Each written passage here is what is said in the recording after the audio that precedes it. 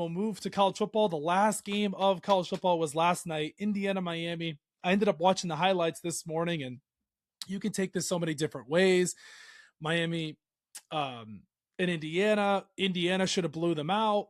But you know what? It was a heck of a game. I'm just so glad it wasn't a blowout more than anything. And everything that I thought in that game is exactly what happened. Miami was able to put pressure on Fernando Mendoza. The Miami did a really good job running the ball effectively with Mark Fletcher, having over 100 yards on the day. And in the end, my biggest thing, what I said was, is if Carson Beck turns the ball over, this team is in trouble. And he had the freaking interception. And you go back into your mind. Carson Beck turned the ball over, had the interception in the end of the game against Louisville. Carson Beck had the interception against SMU, and he had the interception against Miami. And I'm sorry, Miami fans, I know you're probably not going to want to hear that. But I'm not going to sit here and say Carson Beck lost Miami that game, because Miami was down 10-0 in the first half when they couldn't score any points. And that was the biggest thing there, because you were playing behind the entire game. Yeah, your defense stepped up big in the second half. You got more pressure on Mendoza. You did the best you could limiting their run game, because Black and Demby were just absolutely exceptional on the ground. But you got pressure on Mendoza with Ruben Bain and Akeem Mesidor, but you couldn't do anything in the first half. And that was the key. And the missed field goal in the first half was it. You missed that field goal, and now you're down 10-0. It was very physical type game, exactly what I expected. You could have called the targeting on Miami's defensive player when Mendoza was bleeding, and it was very ticky-tacky with some of the calls, but I just loved watching that game. I'm just so glad it wasn't a blowout more than anything. And, hats off to Indiana on getting their first national championship. If you would have told me Indiana would have won a national championship a couple years ago in college football, I would have told you were absolutely crazy. And here comes all of the people about the Big Ten is the best conference in college football and this and that. Yeah, the Big Ten is the best conference in college football this season. I will 100% admit it. I'm not going to sit here and beat around the bush. Indiana was the best team in college football all year long. But you know what? It was a heck of a game. I'm so glad it wasn't a blowout. That was my biggest thing, was all like, hopefully Indiana does not run away with this when they're up 10-0. And you can take this so many different ways. If Carson Beck didn't throw that ball, we don't play what ifs. It was a bad play call. It was a bad decision. You didn't need to make that decision there in the end. Yeah, you didn't have any timeouts. And I watched it back, and everything was covered over the middle. Everything was covered underneath. And I watched it, and I was like, maybe if Beck would have stepped up in the pocket, he could have threw it away. Maybe he could have just taken the sack. But that's how it is in football. You live and die by it. That's the play that they decided to go with. I thought that they could have went somewhere else, like, shoulda, woulda, coulda, but that's what ifs. Indiana, their defensive back made a heck of a play. He saw where Beck was going. He read his eyes the entire way. And probably the hardest thing, or the coldest thing probably you'll ever hear in sports from an Indiana head coach named Curt Cignetti is, I win, Google me.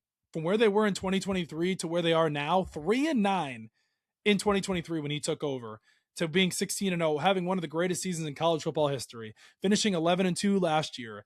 It's one of the most remarkable turnarounds in sports history. Like, people will never forget that turnaround from Indiana. Like, if you're a sports fan, like, you may forget about Indiana, like, national championship, because maybe they never win one again, right? Maybe it never happens again. Like, you never know when you're going to get back there. Like Ohio State last year, their fans, and they thought they were going to get back there this year, and they're going to run it back to back.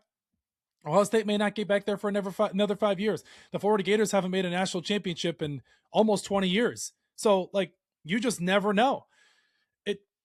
The window was there. They took the opportunity, and Mendoza had that insane play on 4th down. And that was so gutsy by Curt Cignetti, by calling on 4th and 5, Mendoza, the QB draw, running it into the end zone.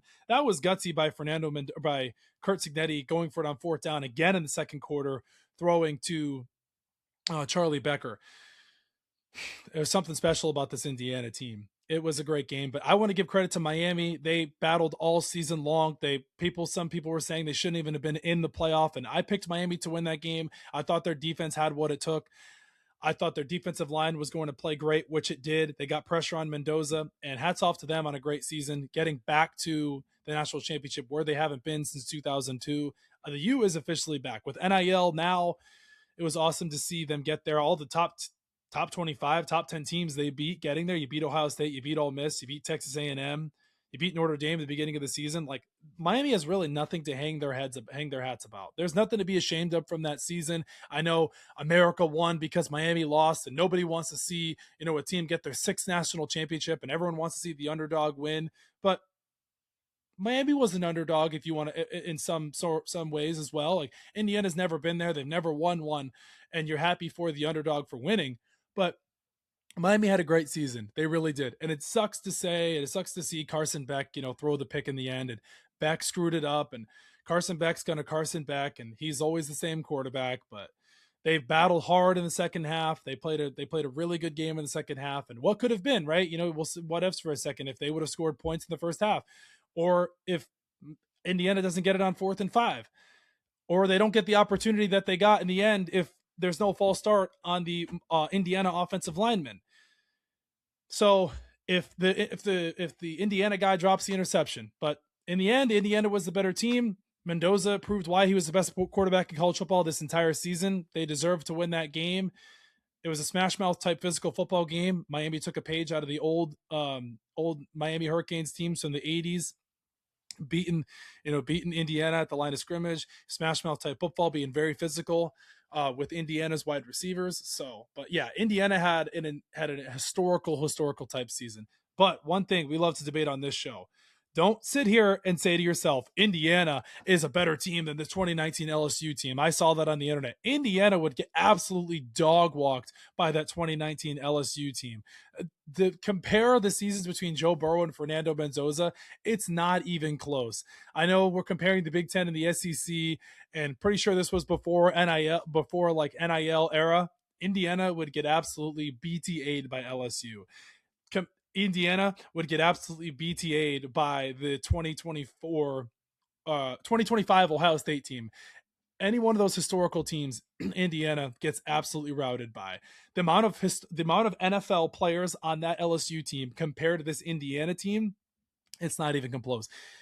It's not even comparable or come close. Some people are going to say, why are you comparing these two teams? Just give Indiana their flowers, because that's what we do. We debate on this show. Just like we debated the catch from Brandon Cooks earlier on the show. So yeah, the comparison, it's not a comparison. It's not even close. That's like comparing